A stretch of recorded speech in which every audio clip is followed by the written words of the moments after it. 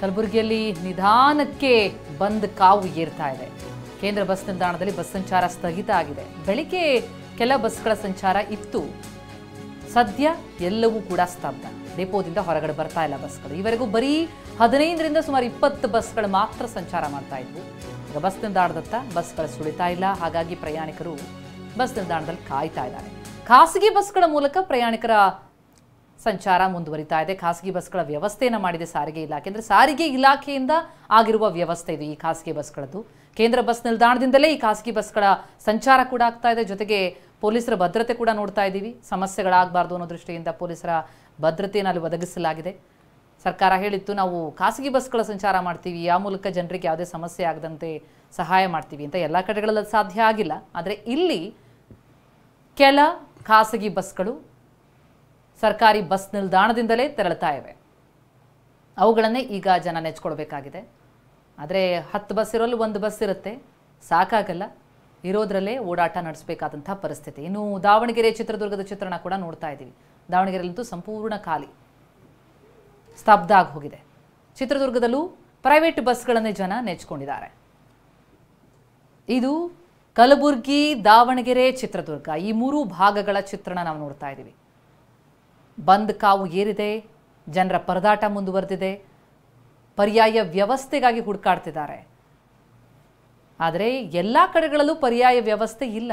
ಅದರಲ್ಲೂ ಗ್ರಾಮೀಣ ಭಾಗದಿಂದ ಬಂದಂಥವರಂತೂ, ವಿಶೇಷವಾಗಿ ಮಕ್ಕಳು ಅಂದರೆ ವಿದ್ಯಾರ್ಥಿಗಳು, ವಾಪಸ್ ಮನೆಗೂ ಹೋಗೋದಕ್ಕಾಗದೆ, ಶಾಲೆಗೂ ತಲುಪೋದಕ್ಕಾಗದೆ ಪರದಾಡ್ತಾ ಇದ್ದಾರೆ. ಬದಲಿ ವ್ಯವಸ್ಥೆಯಲ್ಲೇನೂ ಇಲ್ಲ, ಖಾಸಗಿ ವಾಹನಗಳಿಲ್ಲ. ಇನ್ನು ಕೆಲವು ಕಡೆಗಳಂತೂ ಖಾಸಗಿ ವಾಹನಗಳಿದ್ದರೆ ಅವು ಇದನ್ನೇ ಬಂಡವಾಳ ಮಾಡಿಕೊಂಡು ದುಪ್ಪಟ್ಟು ಹಣ ವಸೂಲಿ ಮಾಡ್ತಾ ಇವೆ. ಅಂತಹ ವರದಿಗಳಾಗ್ತಾ ಇದೆ. ಮಕ್ಕಳು ಪರದಾಡ್ತಾ ಇರೋದನ್ನು ಗಮನಿಸ್ತಾ ಇದ್ದೀವಿ. ಹಲವು ಕಡೆಗಳಲ್ಲಿ PUC ಎಕ್ಸಾಮ್ ಬೇರೆ ಇದೆಯಂತೆ, ಯೂನಿಟ್ ಟೆಸ್ಟ್ಗಳು, ಆ ಎಕ್ಸಾಮ್ಗಳೆಲ್ಲ ಸಹ ನಡೀತಾ ಇರುತ್ತೆ. ಆ ಪರೀಕ್ಷೆಗೆ ಹೋಗೋದಕ್ಕಾಗಲ್ಲ ಅಂತ ವಿದ್ಯಾರ್ಥಿಗಳು ಪರದಾಡ್ತಿದ್ದಾರೆ. ಬೆಳಗಾವಿ ಚಿತ್ರಣ ನಾವಾಗಲೇ ನೋಡಿದ್ದು. ಇನ್ನು ಕಲಬುರಗಿಯಲ್ಲಿ ಸರ್ಕಾರಿ ಬಸ್ ನಿಲ್ದಾಣದಲ್ಲಿ ಖಾಸಗಿ ಬಸ್ಗಳ ಸಂಚಾರ ಶುರುವಾಗಿದೆ.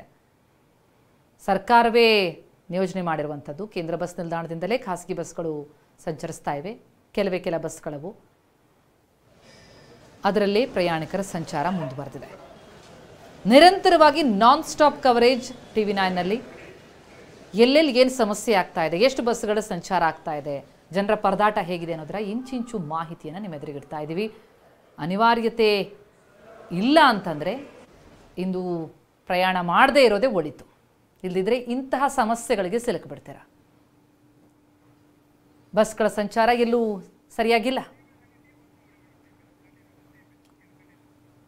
ಬಳ್ಳಾರಿ ಬಸ್ ನಿಲ್ದಾಣಕ್ಕೂ ಕೂಡ ಖಾಸಗಿ ಬಸ್ಗಳು ಬಂದಿವೆ. KSRTC ಮುಷ್ಕರದ ಹಿನ್ನೆಲೆ ಚಿಕ್ಕಬಳ್ಳಾಪುರದಲ್ಲಿ ಮಿಶ್ರ ಪ್ರತಿಕ್ರಿಯೆ. ಬಸ್ಗಳು ಎಂದಿನಂತೆ ಕಾರ್ಯಾಚರಣೆ ಆರಂಭಿಸಿವೆ. ಅಂದರೆ ಕೆಲ ಬಸ್ಗಳು ಓಡಾಟ ಆಗ್ತಾ ಇದೆ.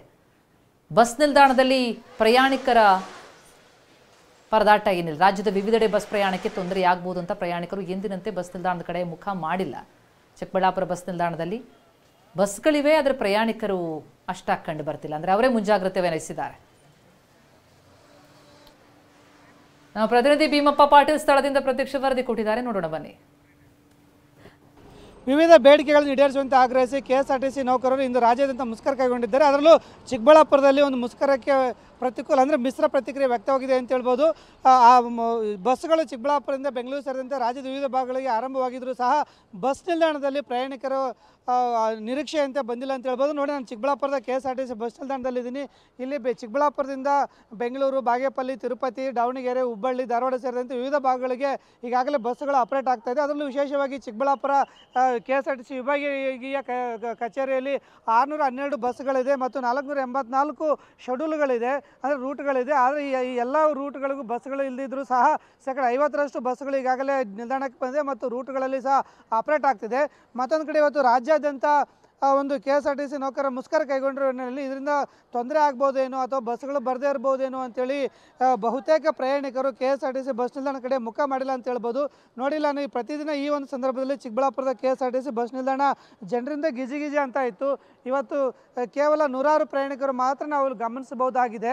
ಅದರಲ್ಲೂ ವಿಶೇಷವಾಗಿ ಚಿಕ್ಕಬಳ್ಳಾಪುರದಿಂದ ಬೆಂಗಳೂರಿಗೆ ಹೋಗೋದಕ್ಕೆ ಪ್ರತಿನಿತ್ಯ ಸಾವಿರಾರು ಜನ ಪ್ರಯಾಣಿಕರು, ಶಾಲಾ ಕಾಲೇಜು ವಿದ್ಯಾರ್ಥಿಗಳು, ಖಾಸಗಿ ಕಂಪನಿ ಮತ್ತು ಸರ್ಕಾರಿ ನೌಕರರು ಇಲ್ಲಿಂದ ಪ್ರಯಾಣಿಸ್ತಾ ಇದ್ದರು.